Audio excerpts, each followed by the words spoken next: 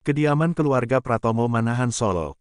Jaehyun dan Savitri makan malam dengan santai apalagi lauk yang disiapkan Mbok Mar adalah kesukaan Savitri, semur daging. Kabarnya kamu bertemu dengan momiku ya?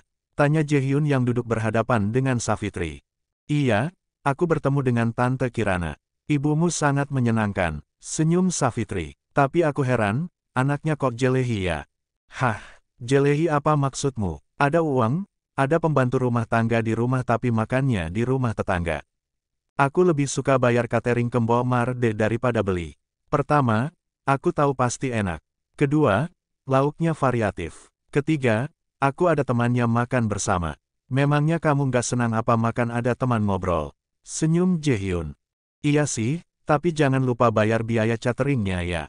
Savitri menyeringai. Iya, nanti aku bayar ke Mbok Mar, kekeh Jaehyun. Besok acaramu apa? Masih perlu sorting head. Savitri melongo lalu tertawa terbahak-bahak. Baca status IG-ku juga toh. Bacalah, muridmu rada sesat itu Savitri ya. Benar kata Mamoru Hyung, kurang piknik. Ih beneran deh opa, ngajak gelut anak itu, entah orang tuanya ngidam apa dulu. Jangan salahkan orang tua, lah terus, salahkan keadaan yang membuatnya begitu. Savitri tertawa, tapi opa, namanya gen itu pasti turunan. Benar gen itu menurun tapi menurut aku, watak manusia itu akan mengikuti lingkungannya. Kalau lingkungannya Lola akal loading lama, dia akan mengikuti secara tidak sadar. Atau jika lingkungannya isinya gerombolan sosialita, pasti dia akan ikut dan watak serta karakter akan berubah mengikuti peer group-nya. Savitri menatap Jaehyun serius. Opa, aku tidak menyangka kamu paham psikologi. Karena aku suka membaca, ada yang aku setuju dari pemikiran Sigmund Freud tapi ada yang tidak atau pemikiran Aristoteles, Plato atau tokoh filsafat psikologi lainnya. Kita ambil yang sekiranya cocok dalam menghadapi permasalahan dalam kehidupan. Sejujurnya Savitri ya, aku bersyukur memahami psikologi karena membuat menatapku kuat. Kenapa opa tidak ambil kuliah di psikologi saja dulu? Sebab, aku diplot untuk menggantikan apa jadi aku ambil bisnis tapi tidak menutup kemungkinan suatu saat aku ingin kuliah psikologi seperti dirimu. Tidak ada kata terlambat untuk mencari ilmu, opa. Tunggu Savitri ya, aku kok rada gimana kalau kamu ngomong serius. Savitri melongo, Isyah, opa nyebelin, asteris. Jaehyun menatap arah rumah Savitri dari jendela kamarnya yang berada di lantai 2.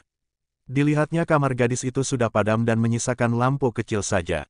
Pasti sudah tidur. Jaehyun tersenyum mendapatkan oleh-oleh dari guru barbar itu berupa sake yang dia tahu adalah pilihan.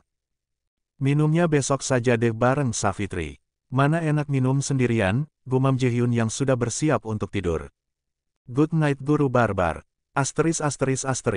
Pagi harinya Savitri sudah bersiap-siap untuk berangkat ke sekolah tempat dia bekerja menggunakan Vespa pink imutnya ketika dia melihat Jaehyun juga sudah bersiap untuk ke pabriknya. Savitri ya, good morning, bareng yuk, ajak Jaehyun melihat Savitri depan pagar hendak berangkat. Enggak lah opa, aku harus pagi-pagi sampai sana, kalau bareng opa bisa kena macet, tolak Savitri. Ya sudah, hati-hati ya, Savitri melambaikan tangannya sebelum membawa Vespanya itu ke jalan utama. Asteris. SMKN 11 Surakarta. Pagi Saf, sapa Anita. Pagi Nit. Cerah tampak, masa sih Nit? Jusinya sudah balik dari Amrik. Sudah, pantas wajahmu tampak cerah. Dapat oleh-oleh dari Amrik gak? Dapatlah, banyak lagi. Savitri tidak berbohong karena Jaehyun membawakan banyak coklat, minuman yang tidak ada di Indonesia, baju dan beberapa novel yang baru terbit.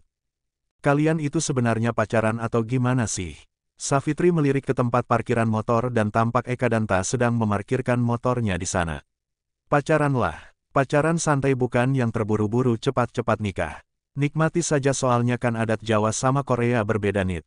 Iya sih, wong yang orang Jawa sesama Jawa tapi Jawa Solo sama Jawa Brebes wae agak beda, apalagi ini beda negara, gumam Anita yang tahu ada Eka Danta di sana.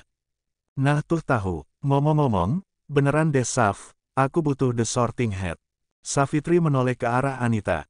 Memang kenapa? Tuh. Anita menunjuk barisan para siswa baru gelombang kedua yang sudah banyak. Savitri pun merasa lemas. Asteris. Pabrik tekstil Kim Sukoharjo. Pagi Merkim, sapa para pegawai di sana sedangkan Jaehyun hanya tersenyum sopan dengan didampingi oleh Yuda. Pagi, jawab Jaehyun singkat yang langsung menuju ruangannya.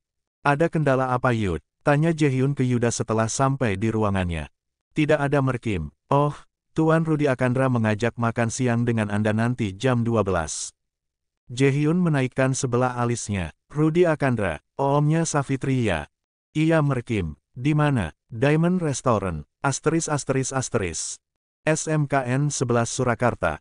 Savitri kali ini benar-benar muntap marah besar ketika dirinya sedang mewawancarai seorang siswa.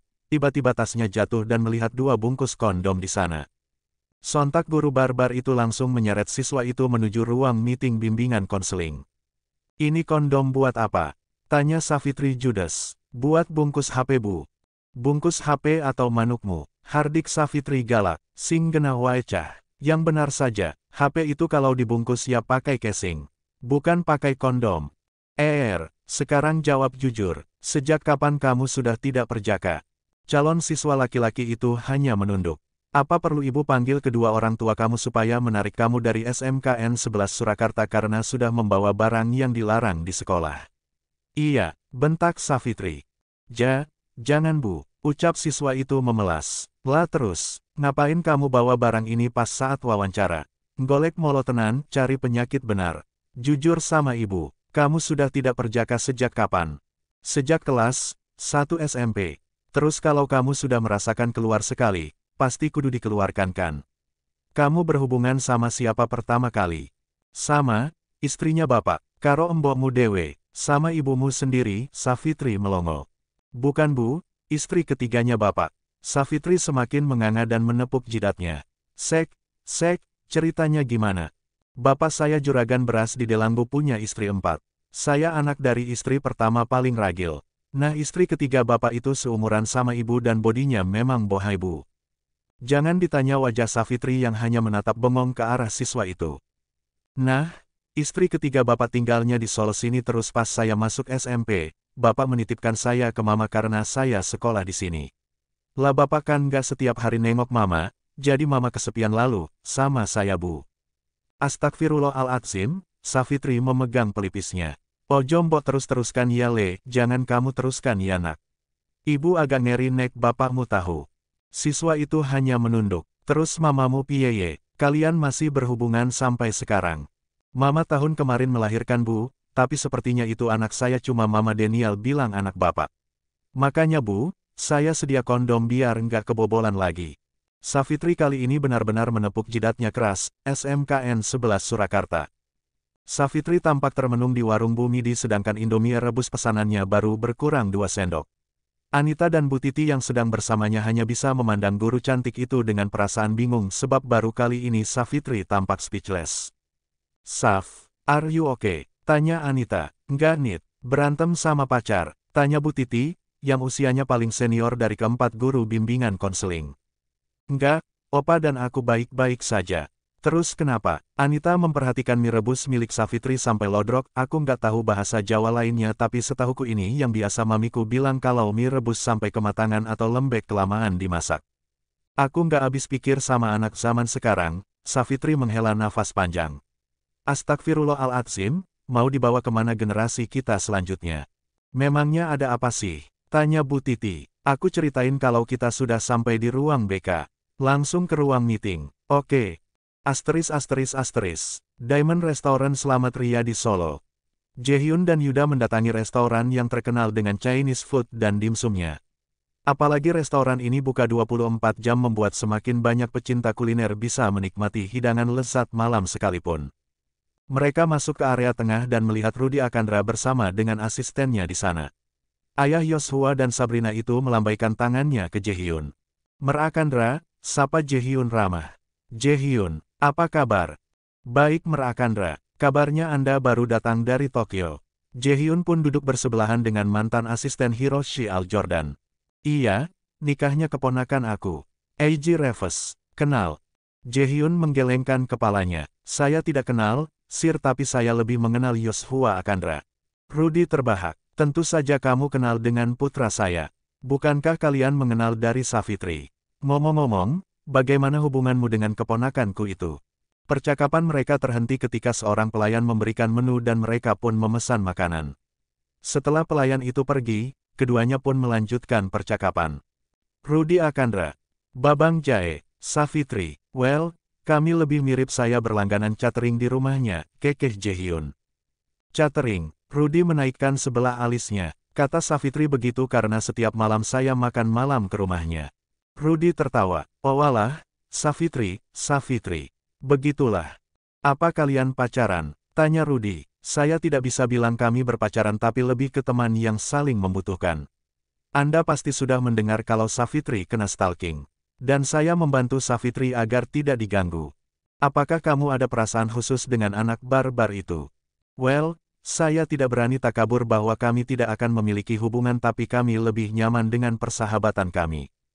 Just enjoy your friendship with Savitri. Of course. SMKN 11 Surakarta. Anita dan Bu Titi menatap Savitri dengan tatapan tidak percaya tentang siswa yang diseretnya tadi pagi. Astagfirullahaladzim, yang benar, Anita menyelidiki wajah sahabatnya. Aku rasa anak itu tidak berbohong. Tapi, Bu Titi harus menghela nafasnya berulang kali. Aku tidak tahu siapa yang bisa disalahkan. Apakah ibu tirinya atau hormon remaja?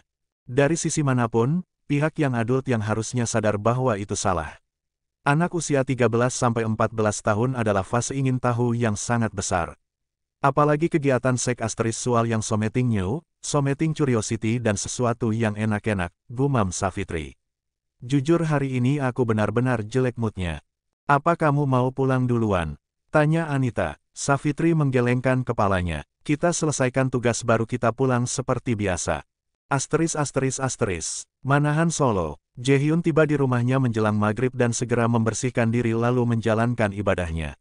Malam ini dia akan datang ke rumah Savitri sambil membawakan martabak manis dan telur. Apalagi dirinya ingin menikmati makanan manis asin disertai sake. Pria itu mengganti pakaiannya dengan kaos lengan panjang yang ditariknya hingga ke siku dan celana jeans belelnya. Sambil menenteng kantong isi martabak, Jaehyun pun menyeberang jalan yang memisahkan rumah mereka dan tampak Pak Dewo sudah membuka pagar sambil tersenyum. Malam Pak Dewo, sapa Jaehyun ramah. Malam Mas Jaehyun. Mbak Savitri ada kok di dalam. Ini buat Bapak. Jaehyun menyerahkan satu kantong berisi martabak. Buat teman jaga rumah. Wah makasih lo Mas. Pak Dewo menerima bungkusan martabak itu.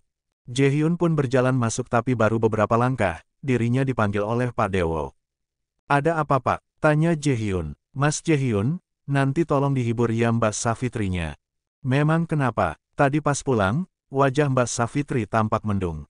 Kayak ada yang dipikir. Apa si Ekadanta ganggu dia lagi? Pak Dewo menggelengkan kepalanya. Biasanya kalau dia diganggu oleh guru itu, pulang marah-marah, ngomel nggak jelas. Tapi ini, berbeda.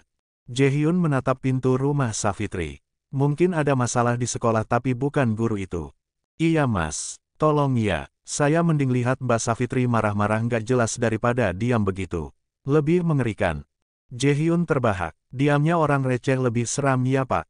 Iya Mas. Kan jadi gimana gitu? Jaehyun mengangguk. Coba nanti aku coba ngobrol dengan Savitri ya.